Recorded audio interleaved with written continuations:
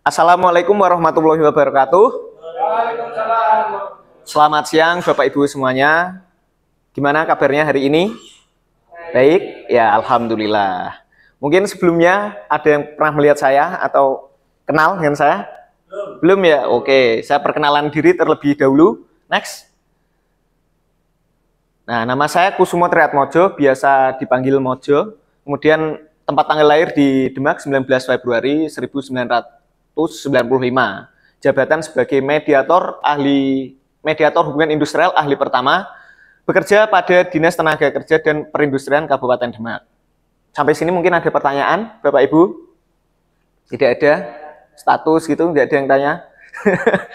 Oke, selanjutnya nomor HP saya mungkin suatu saat ada yang perlu dikomunikasikan, bisa dicatat 08822986476. Next. Pada kesempatan kali ini, saya akan menyampaikan materi mengenai menyusun peraturan perusahaan yang benar dan berkualitas. Next.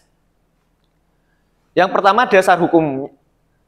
Ada Undang-Undang Nomor 13 Tahun 2003 tentang Ketenagakerjaan. Kemudian Undang-Undang Nomor 6 Tahun 2023 tentang Cipta Kerja, beserta peraturan turunannya. Ada peraturan pemerintah nomor 34, 35, 36, dan 37 tahun 2021. Kemudian Permenaker nomor 28 tahun 2014. Next. Nah, sebelum kita membahas yang lebih jauh, pertama mungkin sebagai pembukaan, apa itu peraturan perusahaan? Bapak Ibu mungkin sudah ada yang tahu peraturan perusahaan? Pak Ari, apa yang dimaksud dengan peraturan perusahaan?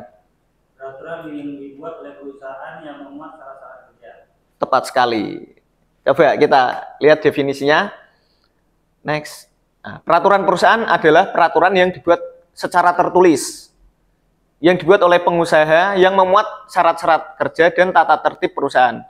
Ini diatur dalam pasal 1 angka 20 Undang-Undang Nomor 13 Tahun 2003. Jadi PP atau peraturan perusahaan itu harus dibuat secara tertulis. Yang membuat siapa? Perusahaan. Beda sama PKB. Kalau PKB itu hasil perundingan antara pengusaha dan pekerja.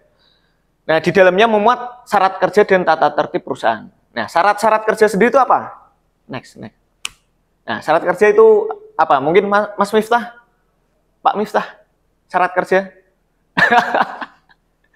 Oke, langsung aja. Syarat kerja sebagaimana dimaksud dalam ayat 2 huruf C memuat hal-hal yang belum diatur dalam peraturan perundang-undangan. Ketentuan yang lebih baik dari peraturan perundang-undangan dan rincian pelaksanaan peraturan perundang-undangan. Inilah yang dimaksud dengan syarat kerja. Hal ini diatur dalam pasal 2 ayat 3 Permenaker nomor 28 tahun 2014. Next. Nah, syarat kerja tadi sudah dijelaskan. Syarat kerja itu biasanya dituangkan ada 3. Perjanjian kerja bisa PKWT maupun PKWTT, kemudian di peraturan perusahaan dan juga di perjanjian kerja bersama. Nah, dalam penyusunannya itu ada 5 prinsip pengaturan dalam syarat kerja. Mungkin bisa dijelaskan, Pak Niko, mungkin yang pertama apa? Coba. Tidak bertentangan dengan peraturan perundangan. Ya, tidak bertentangan. Yang pertama, tidak bertentangan dengan peraturan perundang-undangan.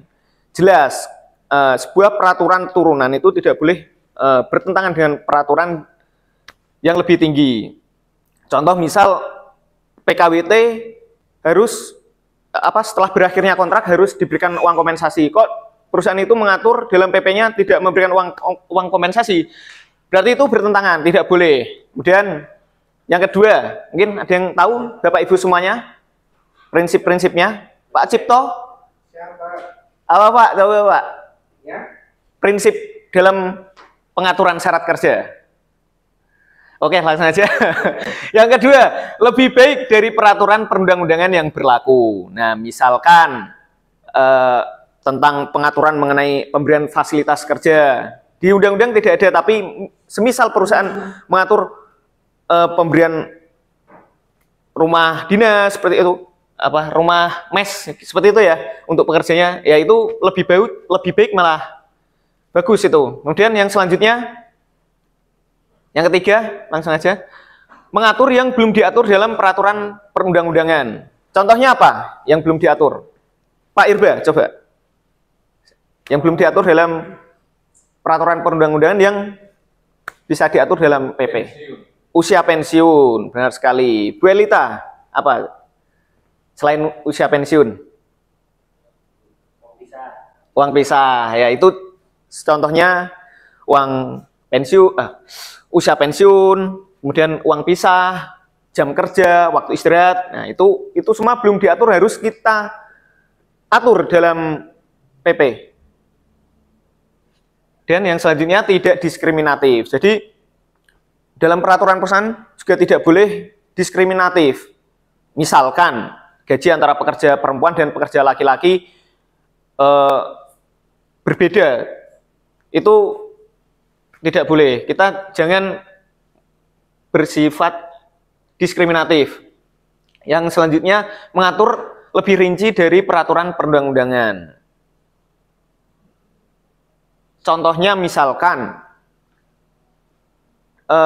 aturan pokok mengenai PHK sudah diatur dalam peraturan perundang-undangan, tapi mekanisme misalkan SP1, SP2, SP3 apa aja yang masuk dalam misalkan pelanggaran yang bersifat mendesak itu cuman sebagian yang di peraturan perundang-undangan.